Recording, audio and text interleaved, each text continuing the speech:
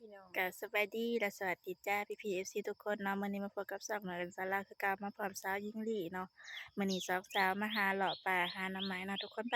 เบิ่งว่าสองสาวสิหมานหรือบ่ไป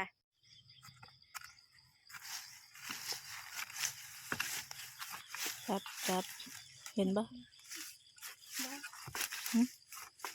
หึ เปิดแล้วสอหาใหญ่บ่จับเอาซิงมาก็แหลกแหกมานพี่น้อง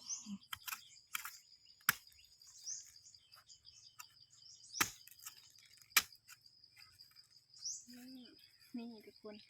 ก็แหลกแหกมานมีซองกระตูดพี่น้องแต่ว่าตูดเพิ่นน่ะตูดขาวเดี๋ยวจะยิงจะเอาอีกตูดหนึ่งนี่ทุกคนตูดหนึ่ง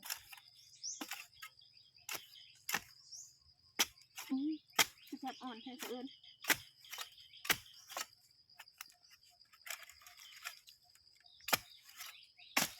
โอ้สบายดินี่พี่น้องก็เดียวนี่ในช่องกระตูดพี่น้องงามหมานพี่น้องก็แหลกแหกมานหาหน่อไม้มันคือสีมานอยู่ทุกคนเพราะว่าได้2 อันก็เดียวนี่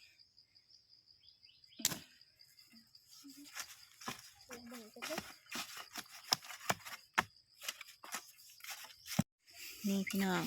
เสิร์นมาพอแล้ว อันเสิร์นหาหน่อไม้ทั้งหลุมบ่เป็น คันเห็นนั้นไม่ต้องเห็นอยู่หน่อไม้อยู่ทั้งเทิงหน่อไม้อันขึ้นแหนงขึ้นเหี่ยวคันหน่อไม้อันมันกำลังปรุปรีนะหาบ่เป็นเดี๋ยวสิหักเอากันสองแหนงเนาะเดี๋ยวสิหักเอาได้หรือเปล่ามันคืออยู่ในแถวจนแนมบ่เห็น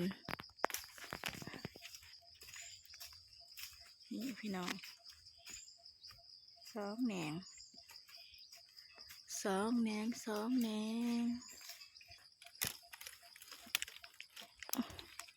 เอามือหยัดกลับไปจกมาหักเอา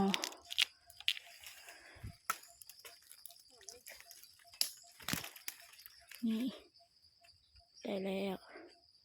เพราะมื้อเช้านี้มันฝนตกมายิบมื้อเช้านี้หน่อไม้ก็เลยเป็นเปียกๆตัวหนึ่งอยู่ใน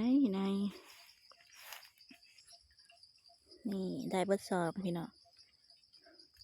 สำนิก็ดีใจแหละหาหน่อไม้ยามนี่เนาะ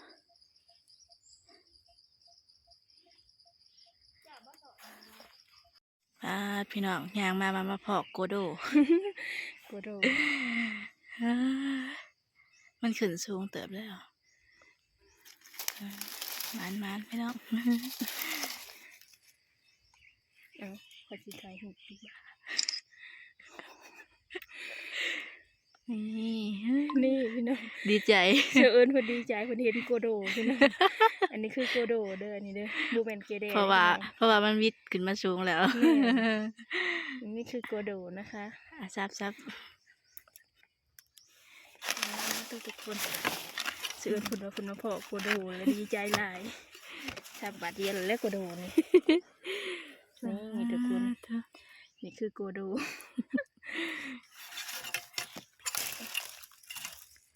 นี่มาเห็นอีกแล้วเขายิงเห็นเลยพี่น้องอันหนึ่งป้า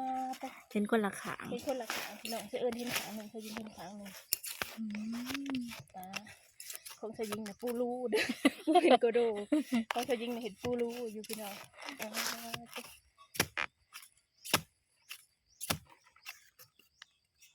โอ้โหบุคคาสับแก่พอไปแล้วโอ้มันมีใหม่ตันดิน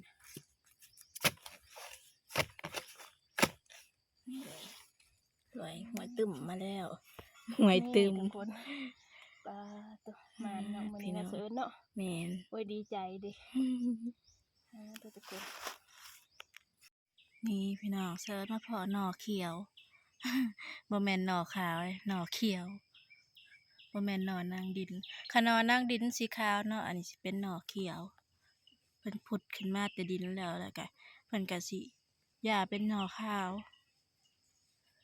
เดี๋ยวสิซับเอากันมานี่พี่น้องนี่พี่น้องซับแล้วเอากันมานี่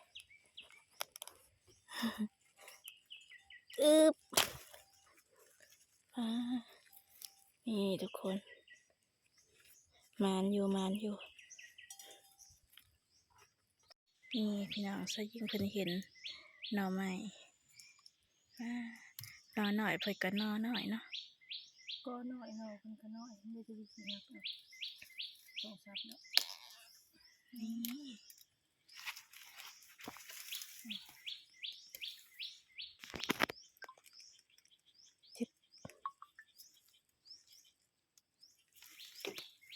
ยังบ่ทันเมื่อพี่น้องยังรอเรื่อยๆอยู่ตอนนี้ก็10 โมงปลายแล้วหาน้ำไม้หวยยามนี่ยามเดือน6เนาะฮอดแล้วเดือน6แต่ว่ายังบ่ทันละเอากาเพราะว่าฝนยังมาบ่แห้งเห็นแต่ห้อยเขาซับนี่คือวิธีหาหน้ำไม้พี่น้อง เสาะคันบ่เสาะบ่เห็นลงตามหวยตามห้อง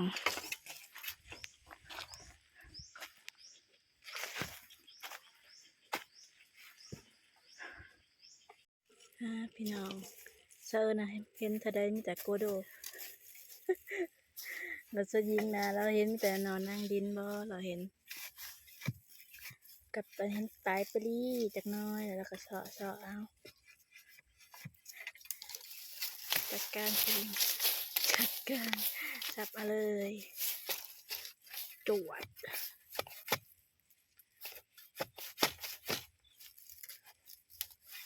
ก็เพิ่นกับบ่ใหญ่ปานใดเนาะนอก็เลยบ่ใหญ่ปานใดธรรมดาเนาะสั่นนี่พอดีงาม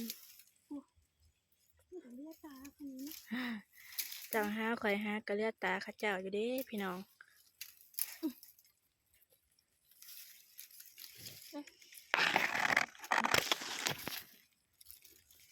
นี่มานอยู่พี่น้องมื้อนี้กะมาหามื้อนี้เหมือนมาน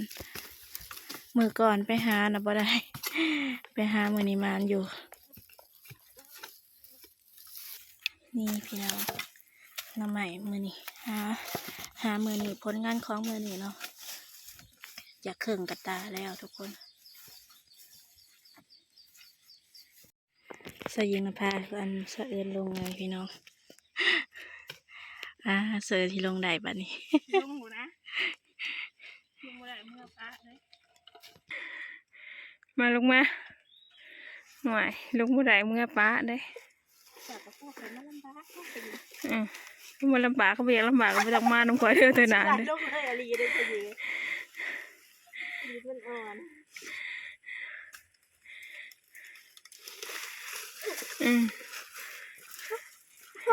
มันยิงมันยัง มันยังมันอยู่ นี่พี่น้องน้ำใหม่น้ำผักน้ำแห้ง เป็นยังจังหวะน้ำผักน้ำแห้งพี่น้องเพราะว่าหาน้ำใหม่บ่เคยได้ซ้ำนี่จักเทื่อปลาแต่ปีนี้นะสยิงสนิทก็ถือว่าได้หลายแล้วพี่น้อง เกือบเพิ่งกระตาเนาะ แม่นมันดีใจ ปันกำลังสิเมื่อทุกคนนี่ทุกคนตอนนี้ก็กำลังย่างเมื่อเนาะย่างเมื่อเพราะว่าขับรถลงมาอยู่แต่พี่น้องตอนป้ารถว่าอยู่เที่ยงพอสลินกำลังย่างขึ้นแต่หวย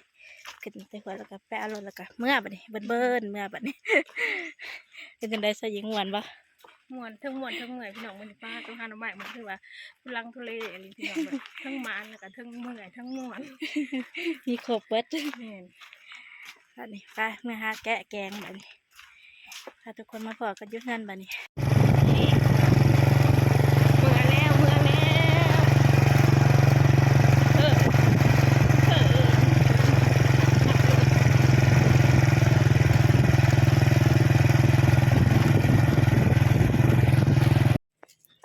มาเฮือนแล้วทีนี้เนาะ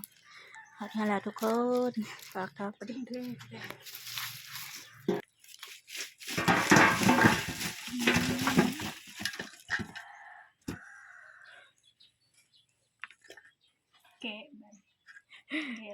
แกะแกงบัดนี้เมื่อยแอเล่ว้าสภาพพี่น้อง สุภาพ หอดเงินใครจะหอดเงินมาสิ โอ้ยขึ้นมาย่างปะนี่นะยันหายแล้ว มาแกะหน้ำใหม่กันทุกคน เป็นน้ำใหม่เป็นน้ำใหม่ มาเด้อมาแกะซอยกันเด้อว่าแกะหน่อยก่อนดอก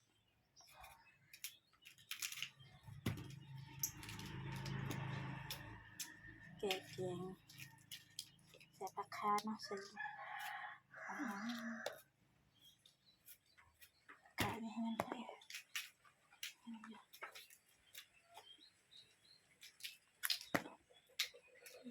จวดลูกให้จะบอกเอามือนำ มันจะมาทำเลยเนาะเเห็นนะก็ดู ของสยิงเห็นโกโดเห็นกระโดดโกโดกว่าคาน โกโดดังๆก็มันใหญ่เลยโกโดกี่เด็ดกับปีนี่ได้หาหน่อไม้ได้พี่น้องไปแต่เก่ากับพ่อได้คำนึงนะสยิงไปบางหันกับสลิมกันไปทำงานหัน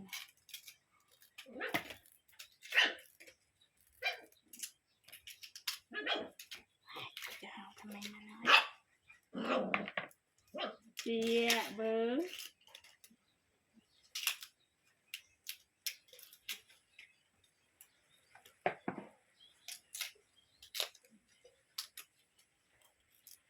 จับมันจะกระตาจะด้วย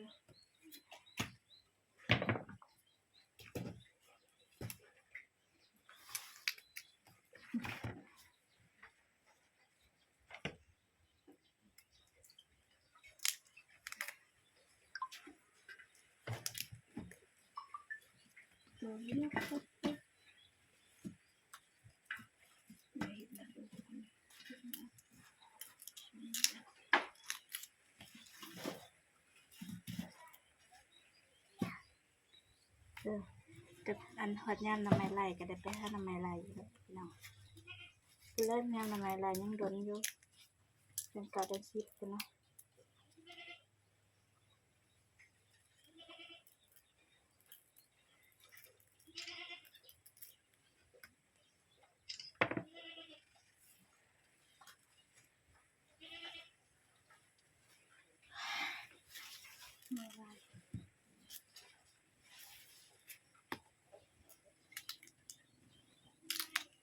หามาไม่เมื่อยแล้วยังได้มาแกะอีกเนาะพี่น้อง เนี่ยเอาใส่กาดมันเอาใส่กระดาษตีบริดูปัดเลยบริดูเก็บเลยดูเก็บไปเลยเลย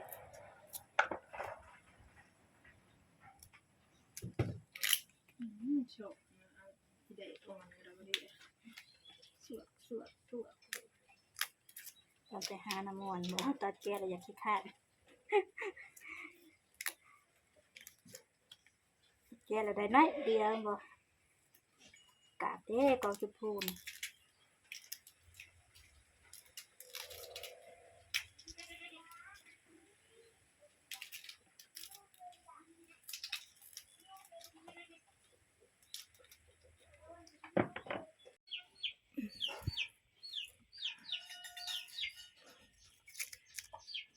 เดินใหม่ขาวๆทำที่ว่าน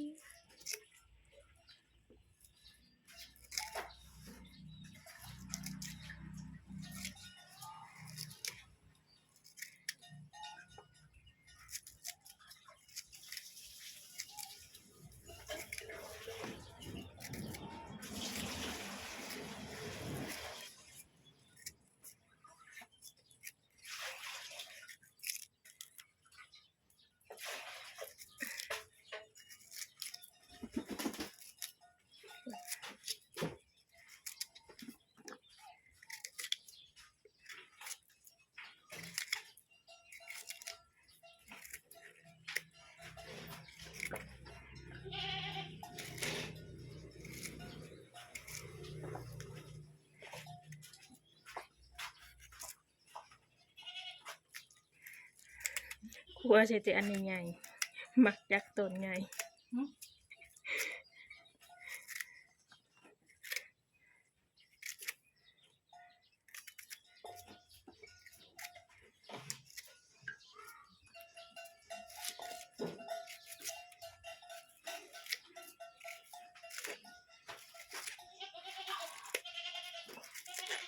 โอเคทาอยู่